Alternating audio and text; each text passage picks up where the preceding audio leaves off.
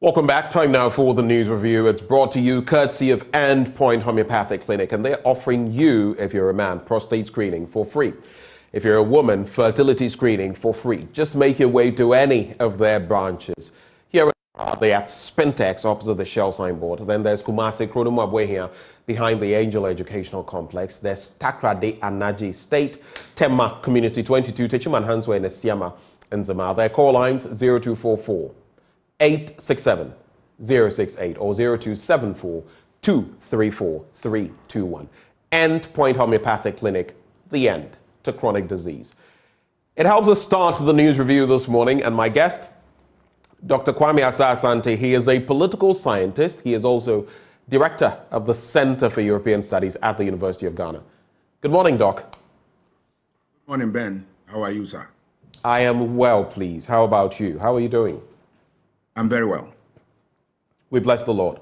As always, we'll give you the opportunity. Any recent issues you'd like to reflect on? I mean, there's been talk about a 24-hour economy. There's been talk about banning the import of certain products, from rice to poultry to fruit juices to yemwadie, what you would usually have with your TZ or something of the sort, the intestines of some of these animals, among other issues, crucial issues.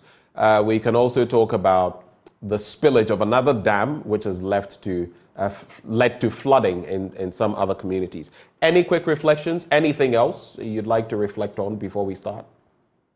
Yes, I want to look at that issue, which is about some MPP members trying to absorb the vice president from anything that not work well with the economy, and want to always glorify him for all the major policies of government and all that. Governance is always undertaken with integrity and with honesty. I know we are in difficult times. Part of the problems we find ourselves in are not the creation of the government, that I agree. But I want government to also admit that some of the things that have affected us and push us to the corridors of IMF was done by the government. In other words, government had a hand in that. So the vice president, being the head of economic management team, cannot absorb himself in this respect. So I expect him to come out and say that, yes, I'm a human being. Our government made mistakes, but I'm here to correct them. And that is the way to go. But those who want to justify some of these things and sometimes come out to tell us that, well, when we are in difficulty, we can blame the vice president because he's not the man in charge. Those comments will not help anybody. They rather create more difficult situations for the vice president and give him more questions to answer when it comes to campaign, because where the government has done well, take for instance issue of what you call the internet things. You see that vice president there taking credit, yes, about digitization and the rest of them. You see where the government is doing well. You see the vice president coming in that, oh, he's the one who did this. Governance is always associated with what? Pluses and minuses. In other words, there are problems, there are benefits. Where there are benefits, you have to what? Accept that. But where there are problems, accept the problems as well, and then deal with them head on. Don't run away from them, and then leave it to the doorstep of somebody and say, yes, he is in charge and all that. Otherwise, there's no point you asking whenever there are praises. There's no point accepting the praises. When it comes to blame, you should be able to accept the same blame and then work with that. That's the spirit behind the governance. Any other thing is an aberration. It's not a normal thing. It's an interesting point you make, and a very important one, I should say, because that is one of the problems I have had with leadership on many fronts. In the instance where there is blame to be apportioned, no one wants to accept the blame. But when there's praise, then there's acceptance. And I've always found that rather curious. I'm just looking for, which reminds me of the probe recently with MFA Apao, because in there was Mustafa Hamid, Dr. Mustafa Abdul Hamid. And you remember his famous statements about the nation is sinking, the nation is beyond. And you remember in that video when he wept before the 2016 elections. Do you remember that video? Yes, I did. Yes, I do.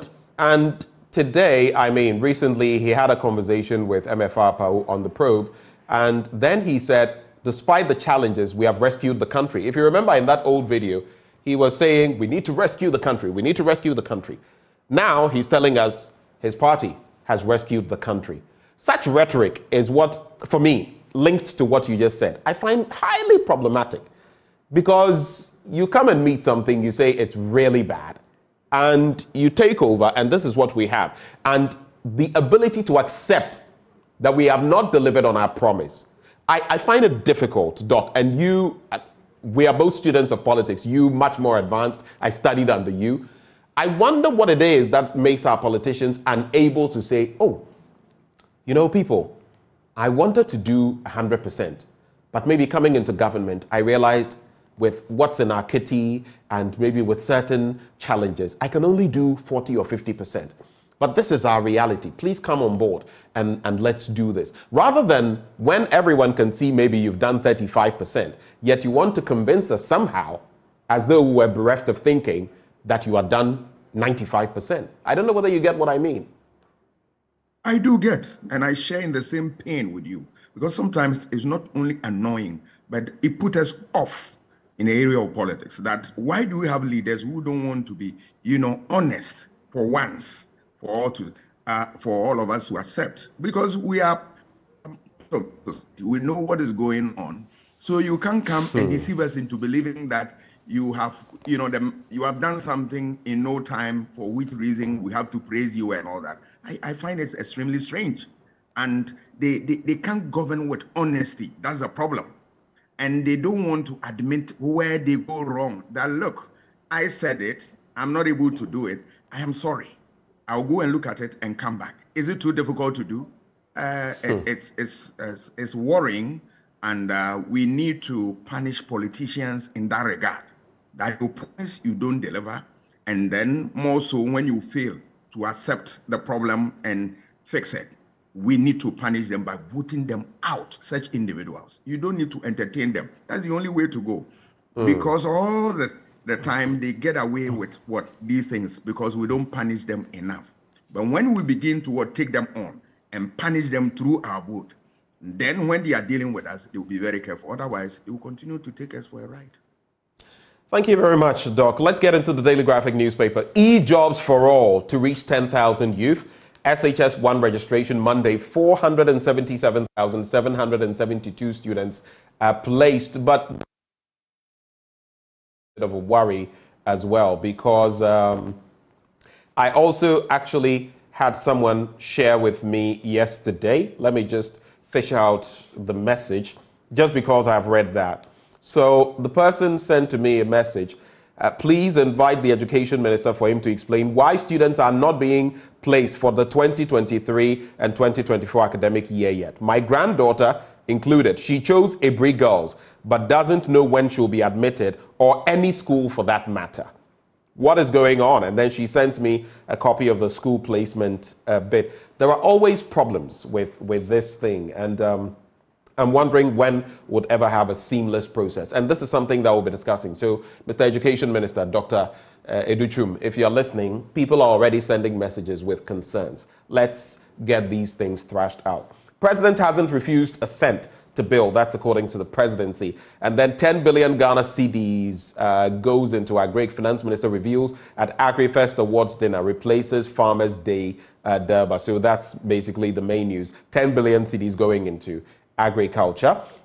But let me do some of those other stories. Page 13, and then I'll go to 16. So, an entrepreneurship program targeted at providing employment to over 10,000 youth in 9 mining regions of the country has been launched. launched. Now, the Entrepreneurship Jobs for All, that is E-Jobs for All, an initiative of the National Alternative Employment and Livelihood Program, is meant to address illegal mining activities. The program forms part of the apprenticeship, skills training, and entrepreneurship model of the NAELP, would ensure that the 10,000 young people are trained in modern entrepreneurial skills and support build their businesses over a period of 5 years. It is being implemented in partnership with the Community and Entrepreneurial Development Initiative, that is CD Ghana, Dunin Deshpande Queen's Innovation Center at Queen's University, Canada, and Lidogo Incorporated in Canada as well. Good initiative, but you know what my concerns are, Doc? As always, it appears for everything, we have to get a new program. The Vice President has said we've created 2.3 billion jobs. Where are they? Then you look at these developments. We have the youth employment, different strands of the youth employment program. Different strands. Some focusing on TVET and all of that. So why can't we feed into that? Why do we have to enact something else? It's like reinventing the wheel. And my problem is that every time we do something like this, money, huge sums of money are going to be invested. Someone is going to have to provide certain resources. You go in there and there's politicization and this and that. Why can't we just stick to what we already have in creating the same jobs? That's my take. Then there's the other story I said I would look at on page 16 very quickly, and then you'll come in, Doc.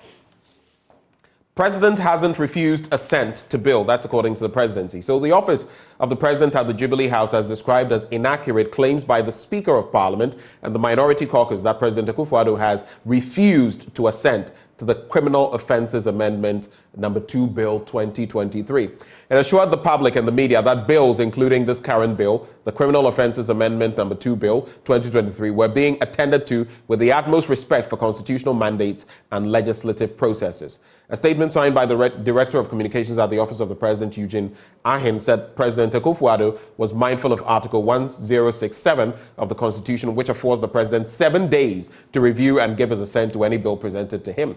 Interestingly, when it was raised in Parliament that the President was in breach, then I believe it was the Majority Leader, and if I am wrong, my apologies, I believe it was the Majority Leader who came and said that it had actually not been presented to him. How that happens in Ghana, only God knows. Your take. Yes, I'll start with the last one. I was also surprised to hear that the thing has not gone to the president yet. And, sorry, people started accusing him. It's very strange.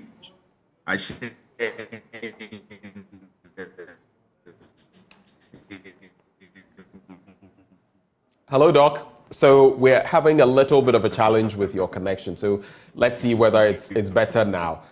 We'll try to work it out.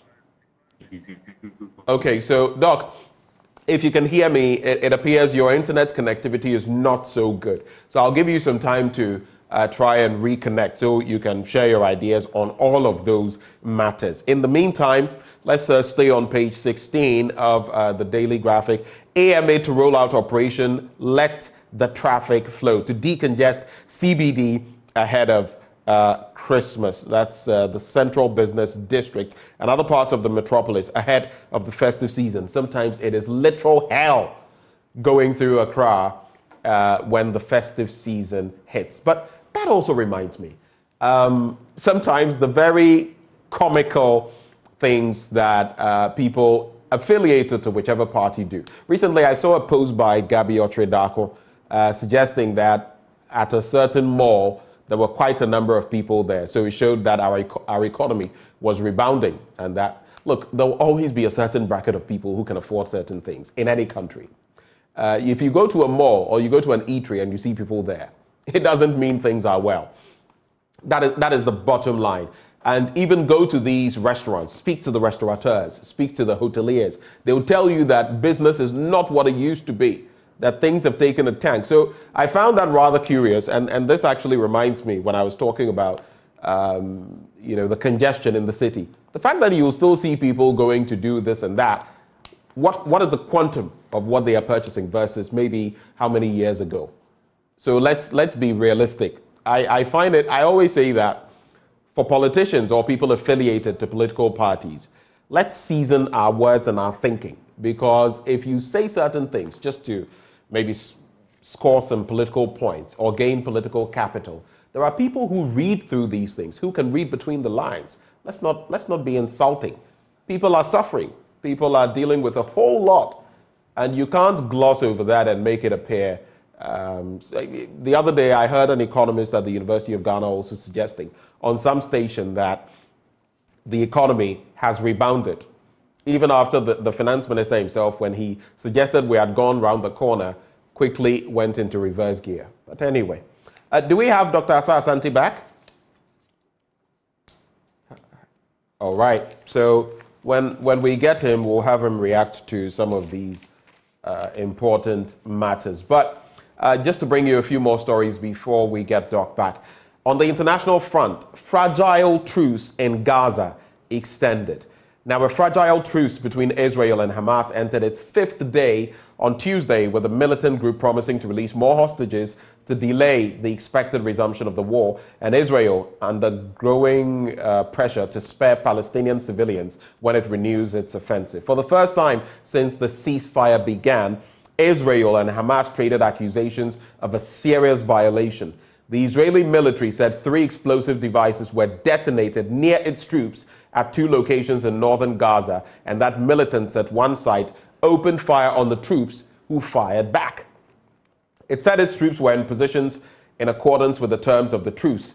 Hamas in turn accused Israel of committing, quote, a blatant breach of the ceasefire, triggering retaliation by its fighters without providing details.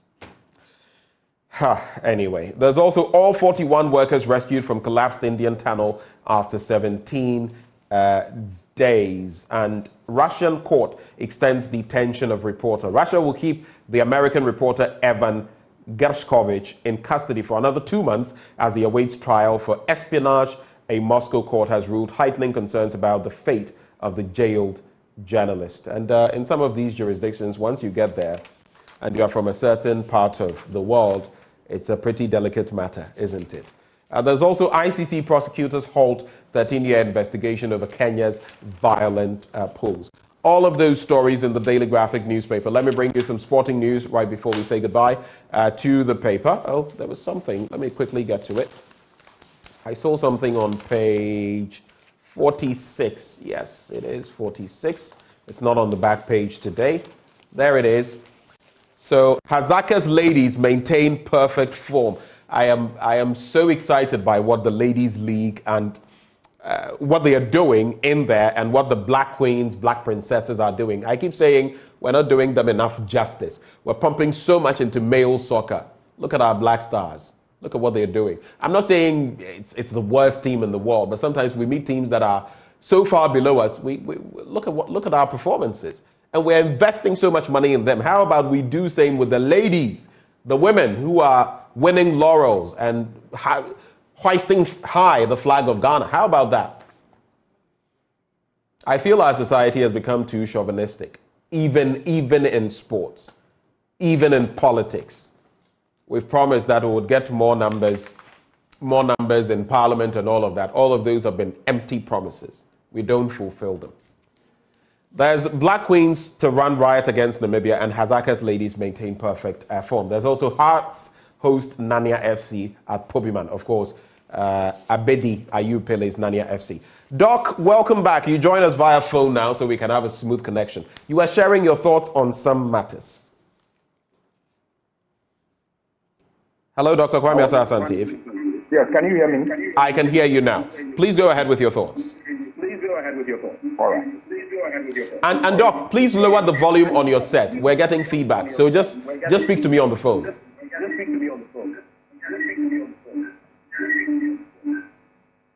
Okay. Is it okay now? It is. It's better. Please go ahead. Yes. I want to touch on this criminal offences bill. Right. And the matters arising. If you look at the bill, as we Ghanaians have shown in terms of interest in the bill, one would have thought that soon after its passage in Parliament, they will quickly give it to the President for assent. But it appears that was not the case. And the question is, why? There are processes and procedures in Parliament related to what we are talking about. So I'm wondering how they got it wrong. I think the institutions in that regard are not working. Institutions, I'm talking about the procedures, the processes, the norms. They should get them right so that at each point in time, when a bill is passed and it receives the necessary accompanying documents, such as the certificates and the rest of them from the Speaker, it quickly gets to the President for action. This delay and this banter, if they had done that, would be unnecessary. We would not be where we are. We need the law to come and address societal challenges. So I expect this thing to be done in no time. Let me move on to the issue of the entrepreneurship program that you are talking about. And the whole idea is beautiful. We are going to pump money into training young people so that they desist from undertaking galamsey and the effect that we are all worried about. Brilliant idea.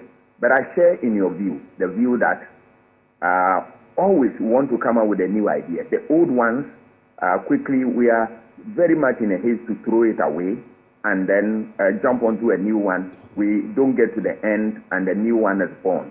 All these things are problems associated with public policy. I'm not sure we are getting our public policies right, because any policy that you throw out, first of all, you need to think through, because it's going to be financed by the taxpayer. So you are aware of that. And remember, it is what? A future problem you are dealing with. So you want to bring all these things on board so that the policy that you bring out will stand the test of time. And you review it to assess.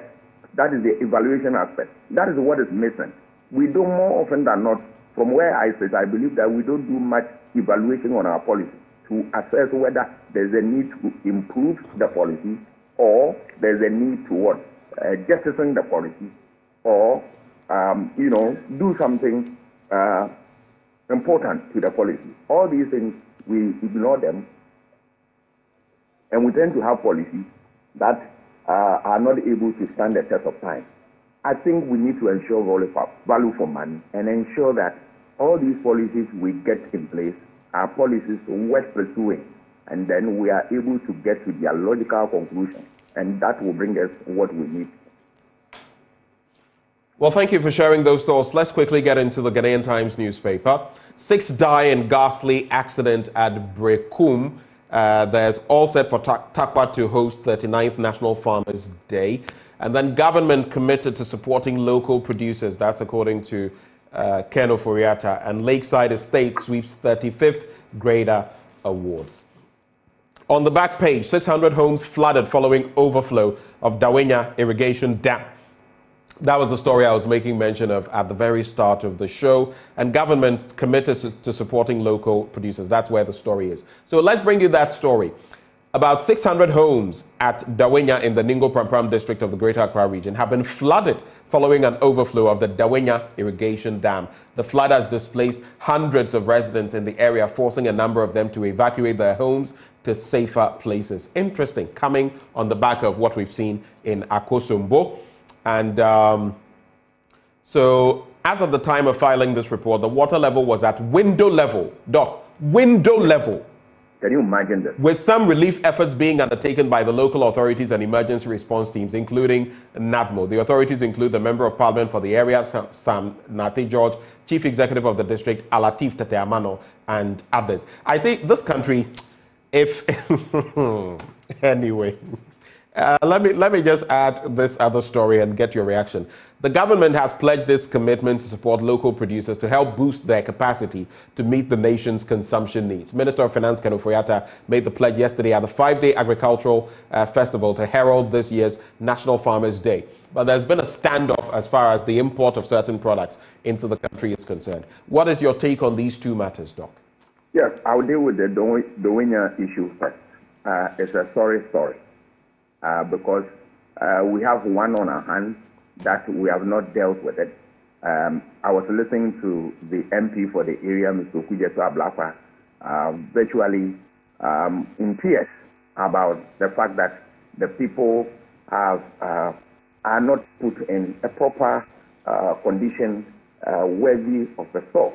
And now they are living like paupers on their own land and the rest of them. These are stories we don't want to know, we don't want to hear. The state must do things and do things right. But back to the issue of the winner, spillage and its effect. And you have people who have defied the rules, built, and create problems for everybody in that society. And my question is, who are the local authorities in that area? And I'm talking about the assembly. All right? Is it working? Are people earning their wages? Because before you put up any structure in any legal area, you need to be able to what? Get permits. Those people, did they get permits from the rightful authority? Did they also get the necessary procedures addressed and all that? It tells you that there is a problem. There is a big problem there. People go and build anyhow, and the assembly also do not have the courage to put full such structures down. That is the problem I have in this country, where people do things against the law, and nobody has the courage to bring them to book. So impunity becomes the order of the day, and that's the problem we are having here. If we don't deal with this thing in no time, it's going to aggravate and create more problems for us. We need to set up as a society and own our society, defend our society, and make sure that rules and regulations that we develop really perform their role and regulate the conduct of people. If we do it, we go against this, I'm afraid, we are gradually weakening the capacity of the state, and a time will come, you are likely to have what? A failed state. And that is what you and I don't want. So all the talk, all the advocacy we do, not that we hate anybody or we are against anybody, but we want our society intact, because all that we are doing, weakening the administrative capacity of the state, we are weakening the extractive capacity of the state, and we are weakening every aspect of the state capacity. We are setting the state for chaos, and that we must be mindful of. Let's go to the Daily Guide newspaper now, Doc. Side chick to cuff 10,000 Ghana cedis after court trashes case. Yeah, she's supposed to bring that up. 10,000 Ghana cedis. Jubilee House fights Speaker over criminal offences bill. Then there's Ashanti MP to partner Baumia. That's according to Jim Fua. There also is TOR junior staff back new deal to revamp company, and police commander Corporal hot over unlawful narcotics possession. Let me start from there. So the Gbechile Circuit Court has granted bail in the sum of 200,000 Ghana cedis to Assistant Superintendent of Police Nasiru Amadou and number 51836 General Corporal Emmanuel Minta with 3 sureties for unlawful possession of narcotic drugs purportedly for trafficking. Now, the case has been adjourned to December the 20th, 2023, for them to come back to court. The court, presided over by Mrs. Eleanor Kakra Barnes Botche, said their plea for bail was considered because they were police officers who were well known in the community. Then there is MPs not independent-minded. That's according to the Speaker of Parliament. Members of Parliament not independent-minded. Now, the Speaker of Parliament, Alban Sumana Kingsford Bagbin, has stated that there are no truly independent members of Parliament in the country, and that many of them are, quote, now the amplifiers of the views of their parties. Quoting him again, he says, so on the floor they say something, and when you meet them outside, they tell you something different, he added. According to him, the country's polarized politics made it difficult for MPs to have the courage to stand on their own. They'll whip you in line. How do you react to these two stories? Yes, I will deal with the last one first. MPs are not independent-minded. It's a problem. It's a problem. But part of the problem is attributed to the fact that we have a system that is always looking for MPs to be whipped to line. And failure to do that, you are punished one way or the other. Who want to lose a seat and who want to lose his position? So you see people gravitating towards that and checking their responsibility to their society. That's unfortunate. because we believe that we vote people to office, particularly so in Parliament, to be able to stand and defend that. That is the representation function of the people, of the MPs. They represent not only our interests, but our dreams, our aspirations, and everything. So when they go there and they want to represent the views of the parties alone, I'm afraid, then they are creating a problem. Then we are not seeing MPs performing the true function of yes, in Parliament. It's a problem. We need to fix this. And this can be fixed through constant socialization, which I am aware of that Parliament take their MPs through. And we as society must also rise up to the occasion and criticize them and suggest ways by which they can run away from such difficulties. That is the way to go, because whether we like it or not, we need our MPs to be there at all times and support the cause of our freedom, the cause of our democracy, the cause of our development. So any other thing that will work against our interests, we need to be able to resist it without fear or favor. Then we move on to the Ashanti MP to partner Bawumia. Yes, I wanted to just give that's the last story we'll do. I just want to give a little detail to that. So the ruling New Patriotic Party's national women's organizer, Kate Jemfua, has hinted at the likely running mate of the party's flag bearer for the 2024 elections, Vice President Dr. Mahamudu Bawumia. According to her, the party has already decided on the suitable partner and has accordingly informed the flag bearer of the decision.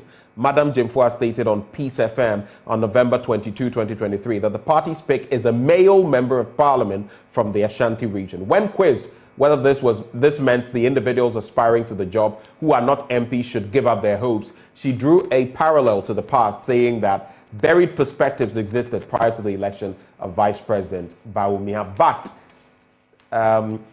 Osei Wusu, I'm talking about First Deputy Speaker Joseph Osei Wusu, recently told JoyNews that the running mate for the party's flag bearer will be chosen from the Ashanti region. So I guess all directions point to the Ashanti region. But what does that mean for you as a political scientist? That's our last story. It's a good move. A good move in the sense that the running mate is an important, person when we are talking about the presidency. You need somebody who is competent, somebody who can draw in a lot of votes. You need somebody who can step in the shoes of the president when there is death, there is a resignation, and the rest of them. Right. So it's a whole lot of factors you consider. And above all, these things are not done ordinarily. They go to the field data and look at the one who is suitable for the work. So, yes, it's important that they consider all these things. And the Ashanti factor, for me, I support it in the sense that you don't pick a running mate from where you are less popular. You are not going to ginger anybody. But once you have the person from your stronghold or the